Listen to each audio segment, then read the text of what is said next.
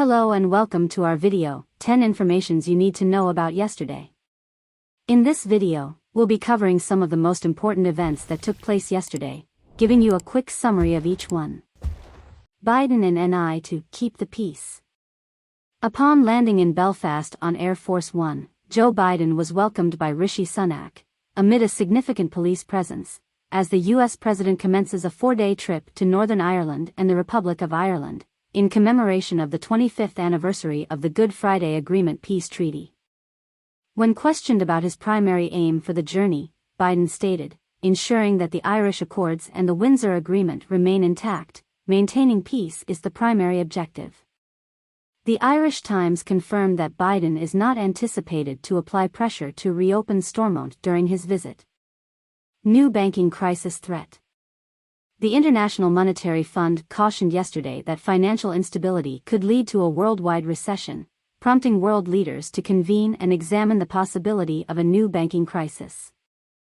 The Chancellor, Jeremy Hunt, is expected to discuss measures to avert a banking crisis with counterparts from around the globe in Washington this week, according to The Telegraph. Following the failures of two U.S. regional lenders, Silicon Valley Bank and Signature Bank, in March, as well as a loss of confidence in Credit Suisse, which was purchased by rival UBS in a government-supported rescue deal, concerns about the economic outlook have risen, as per CNN. Police open CBI probe. An investigation has been initiated by the police regarding supposed sexual misconduct at the Confederation of British Industry. The City of London police stated that their investigations are in their early stages. According to The Guardian, the UK's leading business organisation is struggling to ensure its survival after over a dozen female staff members reported being subjected to various forms of sexual violence and harassment, including an allegation of rape. The former CBI Director General, Tony Danker, expressed his shock at being terminated after an independent inquiry into separate allegations of workplace misconduct against him. Row over China loopholes. The Times reported that loopholes in the visa system are enabling Chinese spies to infiltrate into the UK. As per senior government officials, apprehension over the situation has resulted in the Home Office drafting fresh visa restrictions for several nations being utilized by the Chinese. Nevertheless, the Foreign Office has been criticized for opposing the measures, which has resulted in some government officials nicknaming the Foreign Secretary, James Cleverly, as Mr. Softy, as stated by The Times. The newspaper further mentions that the Foreign Office intends to introduce visa-free travel for tourists from these countries to strengthen relations. Coronation plans in chaos.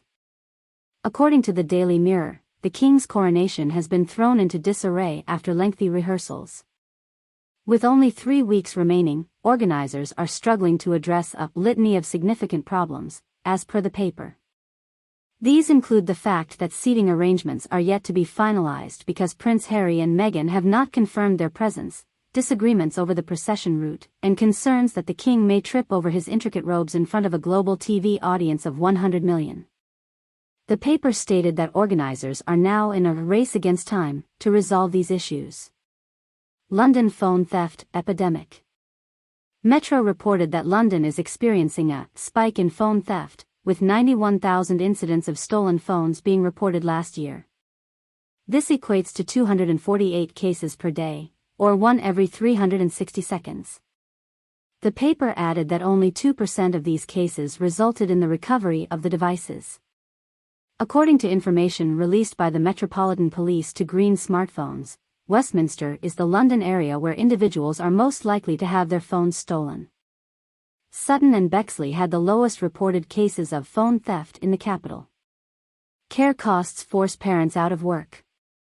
According to a study by global children's charity Their World, 1 in 4 UK parents have had to leave their jobs or education due to the increasing cost of childcare. When over 7,000 parents and caregivers from 6 countries, India, the Netherlands, Nigeria, Turkey, the US, and the UK, were questioned, UK parents were the most likely to struggle with meeting the escalating childcare expenses, with 74% of them reporting difficulty. This was in contrast to 68% in the US and 52% in India. Labour celebrate ads triumph. According to insiders from the Labour Party, their recent attack ads were a resounding success, garnering millions of views on Twitter without the party having to spend any money on the campaign. The original attack ad suggested that Rishi Sunak believed pedophiles should not be jailed, and it received a staggering 22 million views, making it the most viewed Twitter post in the history of the party, as reported by The Times. A party insider remarked that the campaign allowed them to steer clear of discussing topics that the Conservatives wanted to highlight, such as boats and trans issues, for a week. Woman dies of bird flu. According to the World Health Organization, a woman in China has died from H3N8 bird flu. This marks the first known human death from the avian influenza strain. H3N8 primarily infects horses, dogs, and seals and has been present since at least 2002, when it was first identified in North American waterfowl. The UN Health Agency stated that the patient who passed away had multiple underlying conditions and a history of exposure to live poultry and wild birds in her vicinity prior to the onset of the disease. Young Spaniards staying at home. According to a study by an NGO, almost half of all young Spaniards who are of working age still live with their parents, and this figure is expected to increase in the coming years due to an unstable job market and high housing costs. This generation is often referred to as Nini in Spain, which stands for ni estudian, ni trabajan, or neither studying nor working. The government, led by Pedro Sanchez, has made it a priority to address the issues of unemployment and expensive housing.